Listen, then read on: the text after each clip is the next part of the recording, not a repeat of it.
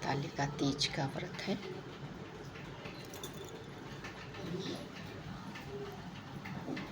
हरतालिका तीज का व्रत है। आज देखो मेरे भोलेनाथ की मैं पूजा कर, भोग लगा हुआ है सामने में,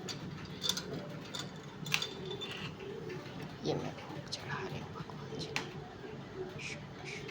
शिव जी मेरे ढक गए हैं पूरे बेलों से, फूलों से। ये शिव जी मैंने बनाए हैं, पार्थिव शिव अपने हाथों से पूरा ढक चुके हैं। ये माता पार्वती सब परिवार शिव जी हैं। पारस शिवलिंग है मेरे पास, और ये शिव परिवार चरणामृत का मैंने भोग लगाया है। पीछे में मेरा मंदिर है जिसकी मैं रोज़ दिन में 3 बार पूजा करती हूँ। मैंने अपनी पूजा अभी संपन्न करी है। हमारी पूजा जो थी आज हरतालिका की निर्जला होती है, बिना किसी प्रकार के जल फल किसी प्रकार का कोई भी हमको ग्रहण नहीं करना होता है। आज पति की दीर्घायु के लिए, पति के लंबे स्वस्थ और दीर्घायु के लिए हम ये हरतालिका तीज का व्रत रहते हैं। लड़कियां भी रहती हैं अच्छे वर और पति की प्राप्ति के लिए। हम तो शादी के बाद से ही रहना चालू किए हैं, क्योंकि हमारे घर में मम्मी इस टाइप का थोड़ा नहीं हम लोगों को बोली कभी कि रहो ऐसा करके। और पढ़ाई में ज़्यादा ध्यान देते थे उस टाइम, तो उम्र ही वैसी होती है। शादी के बाद से लेके निर्विघ्न ये हर प्रकार के व्रत उपास को करती हूँ। ये हरतालिका तीज तो बहुत ही आवश्यक जो है ज़रूरी है। ये तो अपने घर परिवार संतान सबके निमित्त है, और पति के लिए है ये पूजा जो है, और पति की दीर्घायु, क्योंकि पति ही हमारे सब कुछ हैं। पति हैं तो हम हैं। पति से ही श्रृंगार है, पति से ही बच्चे हैं, घर है, परिवार है, पति से ही सुख समृद्धि है, खुशियाँ हैं। श्रृंगार पति से ही है। हमारा जो श्रृंगार है, हमारी सुंदरता सिर्फ पति से ही है।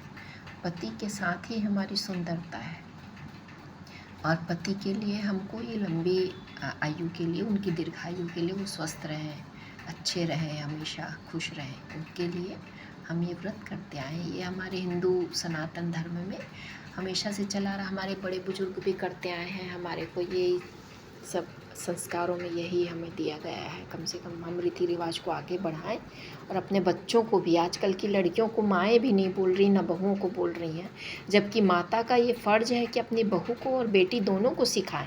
बेटी डांट रही, बेटी क्या बोल रही है, या हमारी बहू बहुत बड़ी ऑफिसर है उसको हम कैसे बोलें, ये बात बिल्कुल नहीं। ऑफिसर है जो भी है वो बाहर के लिए, घर में वो बहू है और एक बेटी है। तो घर में है उसको हिंदू धर्म सनातन धर्म के सारे रीति रिवाज, सारे पूजा व्रत त्यौहार, जप मंत्र, पूजा पाठ, पूरा हर चीज़ सिखाना चाहिए। क्योंकि हम सिखाएंगे, हमारे बाद वो आगे चलाएंगी, उनके बच्चे सीखेंगे, तभी हमारा सनातन धर्म जो है जीवित रहेगा। नहीं तो हमारा सनातन धर्म, ऐसे भी आजकल की लड़कियां बहुत मॉड हो रही हैं, तर्क बहुत करती हैं। तर्क के पीछे जो हमारी श्रद्धा है, आध्यात्म है, उसमें नहीं जाती हैं। तो ज़रूरी है बच्चों को पूरा तर्क के साथ जवाब देते हुए उनको ये सिखाया जाए, ताकि वो खुश भी हो जाएं, संतुष्ट भी हो जाएं, और इसके तरफ झुके भी, जो मैं करती हूँ अपने घर में, है ना। तो क्या है, आज के बच्चे हैं बाकायदा पूछेंगे। हमारी मम्मी लोग बहुत सारी चीज़ें बताती थी, बहुत नहीं बताती थी, लेकिन हम लोगों को अब जानकारी हो गई। तो हमारा ये फ़र्ज़ है अपने बच्चों को, अपनी बेटियों को, अपनी बहू को बिल्कुल बताएं, ताकि वो तर्क कर रही हैं तो उनको सेटिस्फेक्शन होना चाहिए कि हाँ ये ऐसा क्यों होता है, ये ऐसा होता है तो क्यों होता है।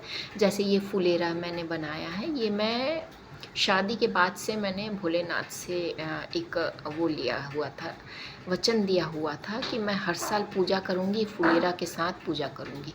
तो ये मेरा आज 25 साल हो गया मैं लगातार शिव जी का, और ये मैं अपने हाथ से बनाई हूँ। पहले तो ख़रीद लेती थी, आजकल अपने हाथ से बनाती हूँ 3-4 सालों से।